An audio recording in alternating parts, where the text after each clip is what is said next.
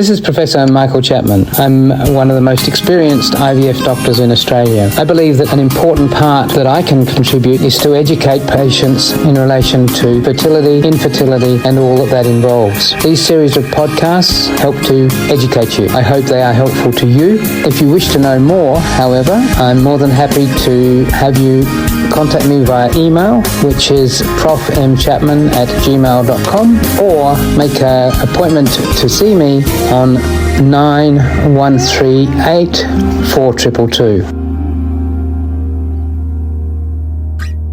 I thought I'd start with something that's very topical at the moment, getting a lot of scientific publicity as well as getting out in the media. And that's the role of artificial intelligence in helping us get patients pregnant. Like everything about artificial intelligence, people believe that it's going to make the world of difference. So far, I'm not convinced.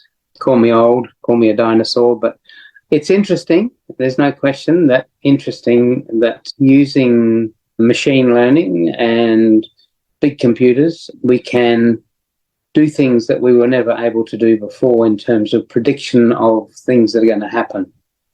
At IVF Australia and in a number of other units around the world, we've been working on using artificial intelligence to help us pick the best embryo. And one of the things that keeps on baffling us is when we produce embryos, particularly day 5 embryos, our scientists go and look down the microscope and say, this looks like a good embryo.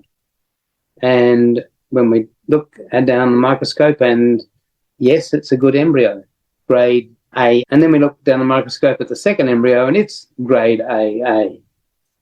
And then if we're lucky, we might even get a third embryo that's grade AA. But when we put those embryos back, even though from the basic things that we look at to create those gradings, only one of those 3 actually end up being the embryo that works. And maybe there's something that we're missing. And what we're doing with artificial intelligence potentially is working out the right embryo. So what happened in our group was that a scientist or a mathematician was given 1,000 embryos to look at and the videos of them over their development.